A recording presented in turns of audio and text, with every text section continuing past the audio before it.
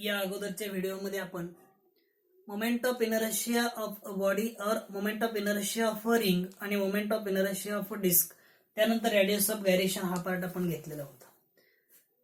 आजच्या व्हिडिओमध्ये आपल्याला फिजिक्स मधील रोटेशनल डायनॅमिक्स मधील पुढचा पार्ट तो म्हणजे theorem of principle of parallel axis आणि थेरम ऑफ परपेंडिक्युलर ऍक्सिस. दोन थेरम आपल्या या सिलेबसमध्ये खूप महत्वाचे आहेत. ते दोन्ही थेरम आपल्याला इथं घ्यायचे. त्यामधील पहिला थेरम आहे थेरम ऑफ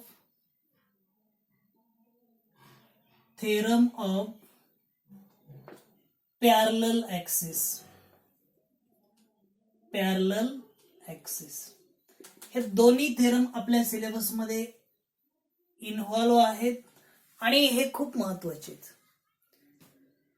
दोन ऍक्सेस एकमेकाशी पॅरलल असताना त्याचा थेरम काय आहे तो प्रूव्ह करायचा आहे.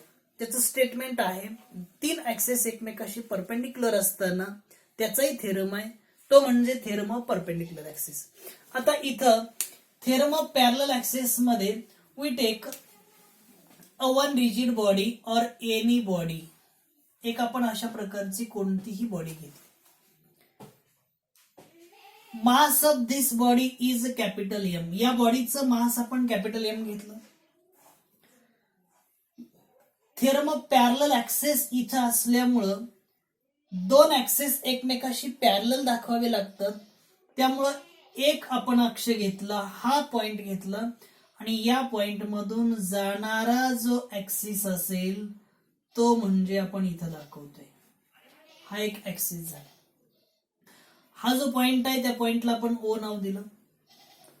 हा ऍक्सिस किंवा या ऍक्सिस भोवती ही बॉडी फिरते, त्याचे रोटेशन असे असतील. पुढचा पॉइंट घेतला आपण सी सेंटरचा.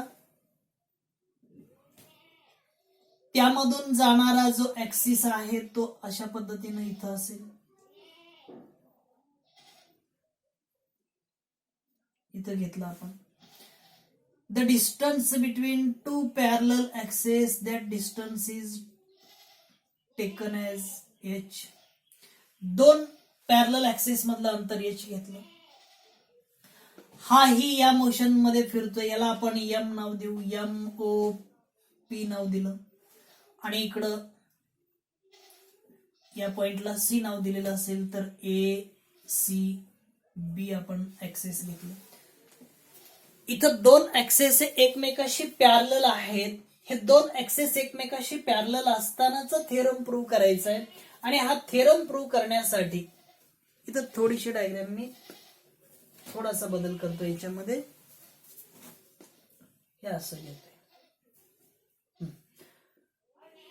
या रिजिड बॉडीवरचा एक पार्टिकल घेतला, एक पॉइंट घेतला. Suppose the point D is on the rigid body or this body is at a distance from C is DC or CD and from point O is OD or DO. Axis MOP आणि axis ACB या दोन्ही axis पासून D हा एक point आपण घेतलेला आहे. Draw the perpendicular line from point D to OC. या OC वरती आपण एक परपेंडिक्युलर लाईन काढली. ज्या ठिकाणी मिळते तो म्हणजे N असेल. N नाव दिलं आपण. आपल्याला हा थेरम प्रूव्ह करायचा आहे. मग थेरम प्रूव्ह करण्यासाठी mass of total rigid body is capital M, but the mass of small particle or this molecule is DM. याचं मास आपण DM घेतलं. थेरम प्रूव्ह करण्यासाठी इथं हा जो रेक्टँगल तयार होतोय तो 90 डिग्रीचा अँगल इथं असेल. But we know that the moment of inertia of a body about any axis or this axis or this axis. तर दोन ऍक्सिस आहेत, दोन्हीचे मोमेंट ऑफ इनर्शिया मिळतात about the axis O and about the axis C. O मधून जाणारा जो आहे तो म्हणजे IO असेल इथं आणि C मधून जाणारा जो असेल तो म्हणजे इथं IC असेल. मोमेंट ऑफ इनर्शियाचा फॉर्म्युला काय? I is equal to mass into square of distribution from the axis of rotation. इथेही सेम तसंच आपल्याला करत जायचंय. फ्रॉम फिगर इथं आपल्याला हा प्रूव्ह करायचा आहे. प्रूफ म्हटलं तरी चालेल किंवा काय प्रूव्ह करायचं आहे. IO is equal to IC plus MH square हा थेरम आहे. Moment of inertia of a body about an axis passing through its point O is equal to sum of its moment of inertia of a body about the axis passing through its center C and product of mass of the body and square of its distance between two parallel axes. या फॉर्म्युल्यावरून statement लक्षात ठेवायचं किंवा पाठ करायचं. इथे आपण या rigid बॉडीचं मास कॅपिटल M घेतलेलं आहे, त्यामुळे तिथे हे येणार आहे. आपण प्रूव्ह करूया.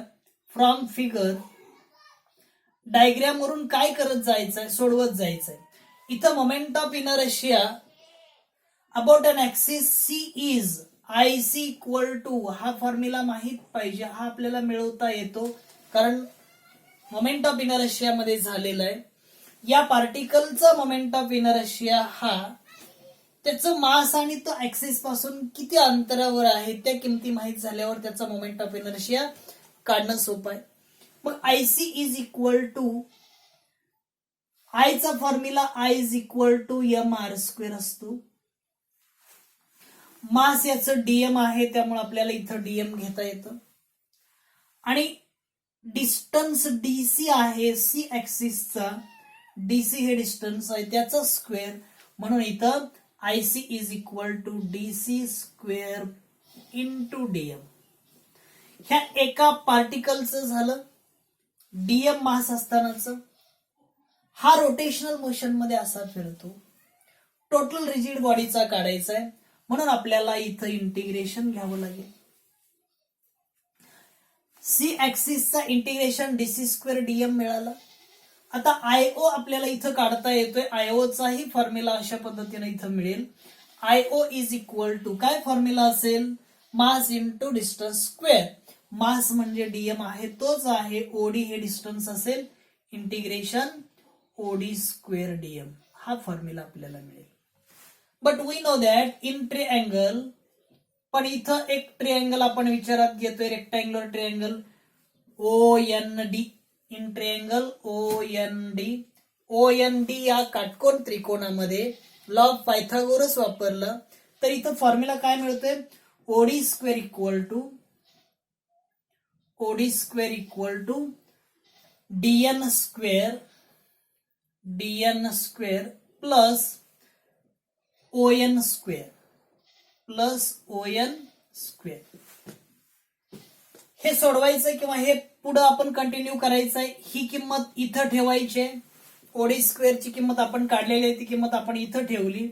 Therefore IO is equal to IO ची किंमत आपण इथं काढतोय इज इक्वल टू इंटिग्रेशन चिन्ह काढलं. OD स्क्वेअरची किंमत ही DN square plus ON square bracket मध्ये आपण घेतलं, ब्रॅकेट कंप्लीट इंटू DM असेल is equal to. But we know that DN square integration आहे तसं आपण घेतलं as it is. DN square आहे तसा घेतला प्लस ON स्क्वेअरची किंमत आपल्याला माहित आहे. इथं ON म्हणजे किती आहे, OC प्लस CN किंवा NC आहे. या दोन्हीची बेरीज म्हणजे ON आहे. OC प्लस CN ती किंमत आपण इथं ठेवली स्क्वेअर ब्रॅकेट मध्ये.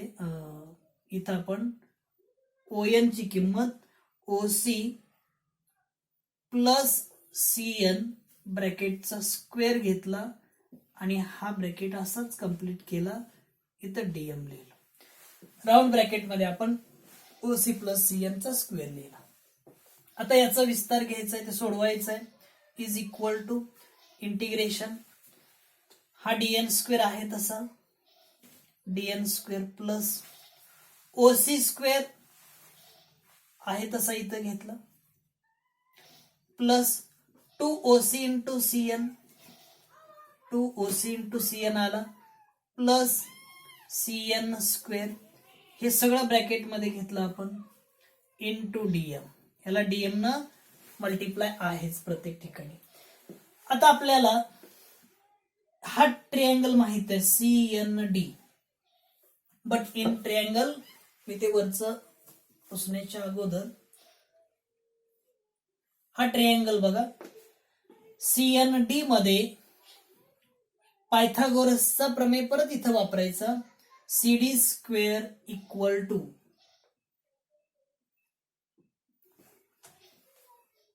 CND मध्ये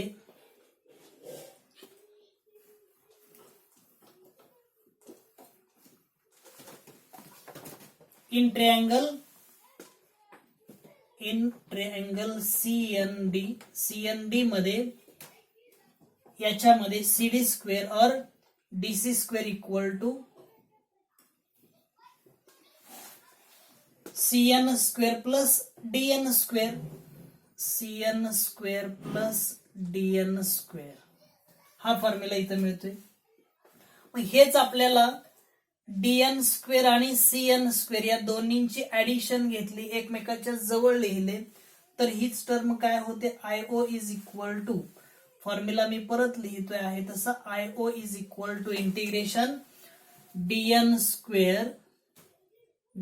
स्क्वेअर प्लस हा CN square plus OC square plus 2OC into CN, 2OC into CN bracket complete into DM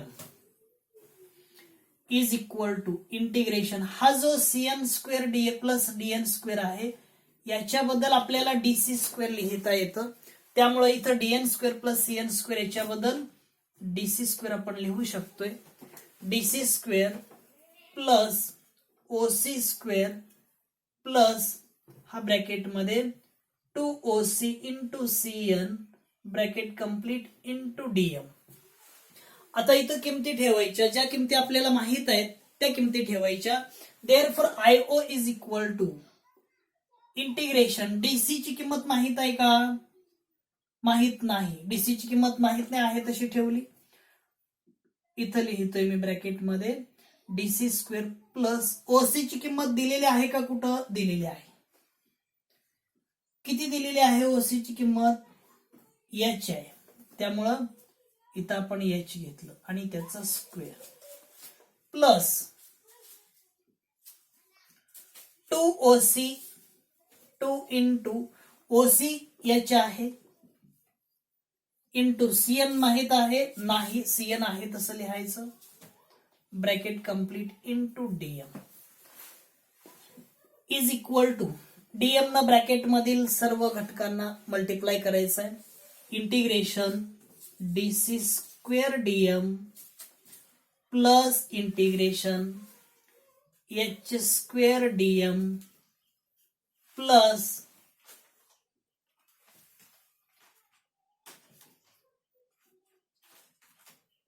integration 2H into CN into DM, इकडं या बाजूला IO असेल.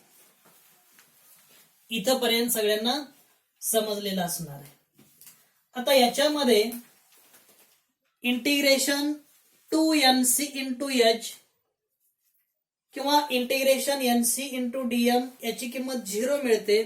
From definition centre of mass और by using centre of mass, definition वरून आपल्याला हे असं लिहिता येतं, therefore IO is equal to integration DC square DM plus integration H square DM plus इथं इंटिग्रेशन CN इंटू DM याची टर्म 0 मिळते, त्यामुळे ही किंमत आपण 0 घेतली, राहिलेली टर्म आहे तशी. IO is equal to integration DC square DM plus integration H square into DM. आता हे सोडवायचं आहे, solve this formula, therefore IO is equal to integration DC square DM आपण वरती मगाशी लिहिलेलं होतं, हे डिस्टन्स त्याचा स्क्वेअर इंटू DM म्हणजे मोमेंट ऑफ इनर्शिया IC प्लस H स्क्वेअर आहे तसा प्लस एच स्क्वेअर आहे तसं इंटिग्रेशन डीएम काढायचं आहे. डीएमचं इंटिग्रेशन हे कॅपिटल एम असतं आणि एम हा मास ऑफ होल बॉडी असतो, रिजिड बॉडी असतो. त्यामुळे IO is equal to IC plus M H square हा फॉर्म्युला आपल्याला मिळालेला आहे. या फॉर्म्युल्यावरून आपल्याला स्टेटमेंट लिहायचं. स्टेटमेंट महत्वाचं आहे. कोणताही थेरम झाला, थेरम ऑफ पॅरलल ऍक्सेस और त्याला आपण प्रिन्सिपल म्हणतो, theorem of principle of parallel axes असंही म्हणतोय. त्याचं स्टेटमेंट खूप महत्वाचं आहे. या फॉर्म्युल्यावरून ते स्टेटमेंट लक्षात ठेवायचं. The moment of inertia of a body about the given axis of rotation passing through point O is equal to the sum of moment of inertia of a body about an axis passing through its center C or parallel axis passing through its center C and product of mass of this body and square of its distance between two parallel axes. या ऍक्सिसचा moment of inertia हा या ऍक्सिसचा moment of inertia आणि बॉडीचं मास आणि या अंतराच्या वर्गाच्या बेरजे एवढा असतो. हे एवढं साधं सोपं प्रिन्सिपल आहे. म्हणून फॉर्म्युला पाठ करायचा. फॉर्म्युला महत्वाचा. IO is equal to IC plus M H square. Here IO is the moment of inertia passing through point O. Moment of inertia IC is the moment of inertia passing through point C. M is the mass of rigid body. H is the distance between two parallel axes. याला आपण theorem of parallel access असं म्हणतोय. महत्वाचे दोन्ही theorem आहेत. याच्यानंतर पुढचा theorem आहे थेरम ऑफ परपेंडिक्युलर ऍक्सिस. या पुढचा थेरम आपल्याला घ्यायचा आहे तो म्हणजे theorem of perpendicular axis. Theorem of perpendicular axis.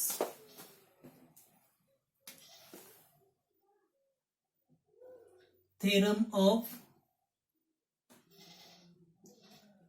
perpendicular axis. Perpendicular axis. इथं तीन ऍक्सिस हे एकमेकाशी परपेंडिक्युलर असतानाचा थेरम आपल्याला घ्यायचा आहे. दोन ऍक्सेस एकमेकाशी पॅरलल होते त्यावेळेचा थेरम आपण घेतला IO is equal to IC plus M H square. तीन ऍक्सेस एकमेकाशी परपेंडिक्युलर असतानाही थेरम आपल्याला प्रूव्ह करता येतो आणि तो थेरमचा formula I Z is equal to I X plus I Y हा फॉर्म्युला आपल्याला मिळतोय. तो फॉर्म्युला प्रूव्ह करायचा आहे. When we take a rigid body और लॅमिना. एखादी लॅमिना घेतली, एखादी प्लेन बॉडी घेतली, आपण एखादी बॉडी घेतली आणि त्या बॉडीला तीन ऍक्सेस मध्ये डिव्हाइड केलं.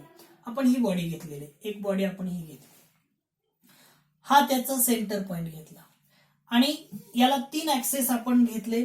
हा एक्स ऍक्सिस असेल, इकडं हा वाय ऍक्सिस घेतला आणि वरती हा झेड ऍक्सिस घेतला. हे तिन्ही ऍक्सेस एकमेकाशी परपेंडिक्युलर आहेत. इथं प्रत्येक दोन ऍक्सिसच्या मध्ये काटकोन तयार होते म्हणजे हे तिन्ही एकमेकाशी mutually perpendicular. The three axes X Y and Z are mutually perpendicular with each other. Then we take a one particle, one point on this lamina or body from x axis, from y axis and from z axis or from z axis. आपण जर z axis पासून घेतलं एक particle आणि तो particle आपण p घेतला या z axis पासून, याला आपण सेंटरला o नाव देऊया. हा x axis पासून जेवढ्या अंतरावरती आहे ते अंतर आपण करेक्ट केलं. वाय ऍक्सिस पासून जेवढ्या अंतरावरती असेल तेही डिस्टन्स आपण हे कनेक्ट केलं, जोडलं. या पॉइंटला एम नाव देऊयात, या पॉइंटला एन नाव देऊयात. हे डिस्टन्स वाय आहे, हे डिस्टन्स एक्स आहे. मग हे एक्स असेल तर हे एक्स असणार, हे वाय असेल तर हे वाय असणार. परपेंडिक्युलर कोणत्या ठिकाणी येणार आहे? इथं हा पॉइंट पी इथं घेतला तर या ठिकाणापासून आपण इथं परपेंडिक्युलर लाईन काढलेली किंवा या ठिकाणी परपेंडिक्युलर लाईन असते. याच्यावरून आपल्याला आयझेड इक्वल टू आयएक्स प्लस आयवाय हा फॉर्म्युला मिळवायचा आहे. इथं तो फॉर्म्युला मिळवण्यासाठी याचे रोटेशन असे असतील, याचे रोटेशन या डायरेक्शन मध्ये असतील आणि या ऍक्सिसचे रोटेशन या डायरेक्शन मध्ये असतील. असे असताना आयझेड इक्वल टू आयएक्स प्लस आयवाय हा फॉर्म्युला आपल्याला मिळवायचा आणि तो फॉर्म्युला मिळवण्यासाठी आपल्याला हे सगळं प्रूव्ह करत जायचं आहे. आपण हा पूर्ण जो रिजिड बॉडी आहे, ही जी बॉडी आहे, या बॉडीचं मास कॅपिटल एम घेतलं. Mass of body is M, but the mass of molecular mass of this particle is DM. या पार्टिकलचं मास डीएम घेतलं. तशाच पद्धतीने इथं प्रूव्ह करत जायचंय. प्रूव्ह करत जाताना पार्टिकल पी पासून एक्स वाय आणि झेड ऍक्सिस किती डिस्टन्स वरती, मोमेंट ऑफ इनर्शियाचा फॉर्म्युलाच आहे की I is equal to mass into distance square. Mass into distance square हा फॉर्म्युला माहित आहे. I is equal to mass into distance square. मग या पार्टिकलचं मास डीएम असेल, डिस्टन्स माहित आहेत, तर आपल्याला आयएक्स आयवाय आयझेड या तिन्ही किमती काढता येतात. मग आयएक्स ची किंमत moment of inertia of a particle passing through its axis X ऍक्सिसचा या पार्टिकलचा मोमेंट ऑफ इनर्शिया काढायचा आहे. मग याचा मोमेंट ऑफ इनर्शिया काढताना हा किती अंतरावर आहे या ऍक्सिस पासून. आता इथून घ्यायचं नाही, हा इथून घ्यायचा. किती अंतरावरती आहे, हे वाय आहे, वाय स्क्वेअर येणार आहे, डिस्टन्स स्क्वेअर असतो आणि डीएम म्हणजे इथं काय येणार, वाय स्क्वेअर डीएम. आणि टोटल बॉडीचं काढायचं आहे म्हणजे इंटिग्रेशन वाय स्क्वेअर डीएम येणार. या पार्टिकलचं या ऍक्सिसच्या संदर्भात झालं. IO is equal to Y is equal to काय येणार, आय वायचा त्याचप्रमाणे वाय ऍक्सिसचा काढायचा आहे म्हणजे हे डिस्टन्स असेल, हे डिस्टन्स म्हणजे एक्स आहे, डिस्टन्सचा स्क्वेअर आहे, इंटिग्रेशन एक्स स्क्वेअर डीएम येणार.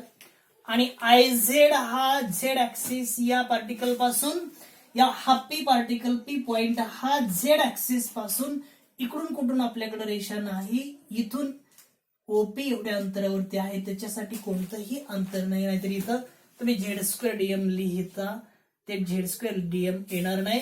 हे डिस्टन्स काय येणार आहे, ओपी स्क्वेअर इंटू डीएम येणार, ओपी स्क्वेअर इंटू डीएम. या तिन्ही किमती आयसी इज इक्वल टू मगाशी किंमत काढली CD square DM, IO OD square DM काढली, त्याप्रमाणे आयएक्स आयवाय आयझेड या किमती काढल्या फ्रॉम फिगर. आता आपल्याला फिगर वरून आकृतीमध्ये रेक्टँग्युलर ट्रायंगल दिसतात. इथे एक ट्रायंगल दिसतो, इथे एक ट्रायंगल दिसतो. या दोन्ही पैकी कोणताही एक ट्रायंगल आपण घेतला, सपोज ओपीएम. आपण from figure in triangle OPM मध्ये कोणताही एक घेतला तरी चालेल. ओपीएम मध्ये लॉ ऑफ पायथागोरस वापरायचा. लॉ ऑफ पायथागोरसचा फॉर्म्युला काय, OP square is equal to काय मिळेल formula, OP square is equal to PM square plus OM square किंवा OM square plus PM square, OM square plus PM square. Law of Pythagoras नुसार OP square equal to OM square plus PM square हा formula मिळतोय. आता OP स्क्वेअरची किंमत इथं ठेवली आपण, काय मिळेल, therefore IZ is equal to put this value in this formula. Therefore IZ is equal to IZ ची किंमत आपल्याला इथं घ्यायची आहे, लिहायची आहे. IZ equal to integration OP square आहे तशी किंमत ओपी स्क्वेअरची इथं घ्यायची, OM square plus PM square bracket complete असेल, इंटू डीएम आहे तसा घेतला, OM square plus PM square bracket complete into DM. आता इथं तसंच आपण करत जायचंय. डीएम ना दोन्ही इथल्या घटकांना मल्टिप्लाय करूयात.